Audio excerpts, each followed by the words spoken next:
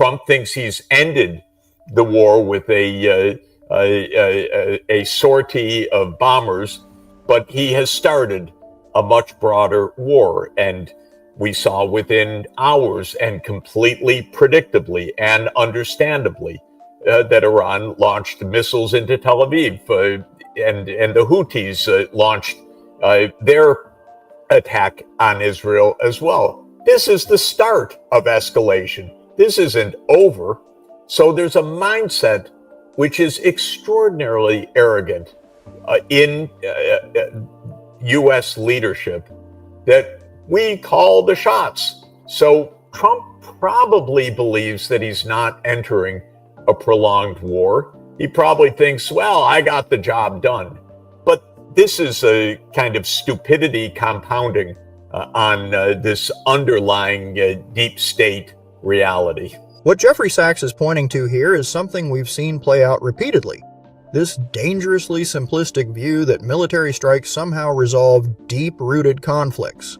But every action sets off new reactions, especially in a region as volatile as the Middle East. The notion that you can drop a few bombs and declare victory ignores decades of grievances, failed diplomacy, and complex alliances. And unfortunately, it's ordinary civilians who pay the highest price when policymakers operate with such arrogance. Iran is the heir of a very proud and very ancient civilization. And Iran, there's a lot to say about it, but one thing that they do know is the United States and Britain did a lot to undermine Iran's place in the world in the second half of the 20th century. In 1953, which is a right starting point for the current situation, Britain and the U.S. took great offense to a radical idea of the Iranian prime minister at the time named Mossadegh, who said, you know, the oil under our sand is ours. And the British and the Americans said, no, that's ours, and you're never going to get it. And they overthrew Mossadegh and put in a police state. And that police state lasted until 1978. The 1953 coup remains one of the most consequential yet often forgotten turning points in U.S.-Iran relations. By overthrowing a democratically elected leader for control over oil, the U.S. and Britain planted deep seeds of mistrust that still shape Iran's foreign policy outlook to this day. Then the Shah of Iran, who was physically ailing but had profoundly alienated his society through police state measures for decades, was overthrown in the Iranian Revolution. When the United States took in the ailing Shah for his cancer treatment, students overran the U.S. embassy and held Americans hostage, and that became one of the great causes of America, that we've been humiliated, and Iran is our mortal enemy. And in fact, there was no attempt, maybe it's too much to ask, but there was no attempt whatsoever in those days to understand, what is this about? Why do the Iranians express their hatred to the United States? There was no history. Americans are not good at history. They don't want to take any responsibility. They don't want to understand any background. But suffice it to say that starting with the hostage taking and the fear of this new regime that took power in 1979, the United States almost immediately went into combat against it. We armed and funded Saddam Hussein in Iraq next door to launch and continue a very, very violent war against Iran that killed a lot of people, hundreds of thousands of people. Supporting Saddam Hussein in a brutal war against Iran cost hundreds of thousands of lives. And yet these tragic consequences rarely get discussed in American political circles. We often focus on short-term strategic objectives, completely blind to the lasting devastation left behind. So actually, the war with Iran already goes back to the 1980s when the United States supported the next door neighbor to attack the new regime. Well, the Israelis came to view this government as a mortal threat because the Iranian regime, an Islamist regime, said that they supported the Palestinian cause. So do I, by the way, for a two-state solution. So this is not a radical point. The idea that Palestinians should have political self-determination is an idea that more than 180 of the 193 UN member states actively express. But for Israel, and especially for this movement that Netanyahu leads, this Likud political party and this Greater Israel movement, any supporter of the Palestinian cause is a mortal enemy. So Iran became mortal enemy number one of Likud and of Netanyahu's Israel. And then because of the power of the Israel lobby in the United States, which also has a lot of interesting roots, but is a very, very powerful part of the U.S. deep state. Iran not only was an enemy because of the hostage taking and the fact that they were standing up for things that the Americans didn't want, but also because Iran was the enemy number one of Israel. This is where foreign policy becomes deeply entangled with domestic political lobbies. The U.S.-Israel relationship exerts enormous influence on how Washington views Iran, often leaving little room for balanced assessments or sincere diplomatic efforts. In 1996, Netanyahu and his American political buddies released a political document called Clean Break. And Clean Break said, you don't fight groups like Hamas and Hezbollah by fighting these militant groups head on. You fight them by bringing down the governments that support them. So what Netanyahu envisioned was remaking the governments of the Middle East in Israel's image, if I could put it that way. In other words, we, Israel, together with the United States, will overthrow any governments that are supporting the Palestinian cause, and especially these Palestinian militant groups. Iran was number one on the list. So these new events are the culmination of 30 years of Netanyahu's campaign to bring the United States into war with Iran. 30 years is a long time to pursue a single foreign policy objective. What we see here is not a response to imminent threats, but a sustained political project, where the ultimate goal is to reshape the entire region's power structure, and Washington has been pulled deeper into it.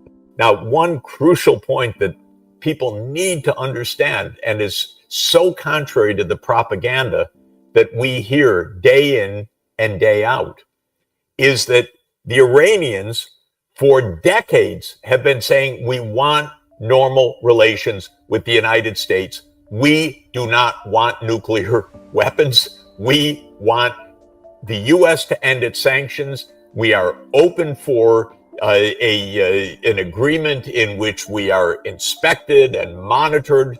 We want a civilian nuclear power program as any country can have. We do not want nuclear weapons. Indeed, the religious supreme leader issued decades ago a religious ruling, a fatwa, that said Iran will not have nuclear weapons. We don't want them. Iran said that to the International Atomic Energy Agency. Iranians, academics, and senior officials have been coming to me for decades saying, we want to negotiate with your government. We want to normalize relations. And of course, and I want everyone to remember this most basic fact, in 2016, President Obama actually negotiated with the Iranians an agreement to stop the nuclear weapons program. Or not even, actually, let me put that more properly. to prevent a nuclear weapons program because the Iranians weren't engaged in one, but to make sure that there was verification, monitoring, limits to the uranium enrichment and all the rest. And that was what's called the Joint Comprehensive Plan of Action, or the JCPOA. In other words, an agreement was reached a decade ago. And what happened? Donald Trump got elected, the Israel lobby went to work, and Trump walked out of the JCPOA. So he abandoned the agreement that would have obviated all of this. The JCPOA was perhaps the closest we've come to diffusing this conflict peacefully. By abandoning it, we didn't just walk away from an agreement, we sent a message that no diplomatic solution can be trusted to last. That's a dangerous precedent, and it has emboldened hardliners on both sides. And since then, I've been speaking to Iranians month in, month out, visiting Tehran, speaking to senior officials that I meet in various meetings around the world. They're always asking me, do you have an inroad to the White House? Why don't they listen to us? We want to negotiate. This was true during the entire Biden period. It was true, of course, at the start of the Trump administration. How many times did they ask, do you know anyone in the White House? We want to negotiate. The Israel lobby works overtime to prevent the American people from understanding any of this. And it's all one giant lie, that the only way is through war and regime change. But that's Netanyahu's approach, and we're suckers. And Trump is the most recent one to be suckered by it. And if it were just Trump, that would be one thing, but he's bringing in us and he's bringing in the whole world into this latest round of disaster. It's remarkable. For years, Iranian officials have actively sought dialogue, even quietly asking intermediaries for openings, but Washington often refuses to listen. We demonize entire nations while ignoring genuine outreach that could break the cycle. Is the U.S. going to try to install a coup government next? Well, Netanyahu is absolutely explicit about it, that the Iranian regime needs to be brought down.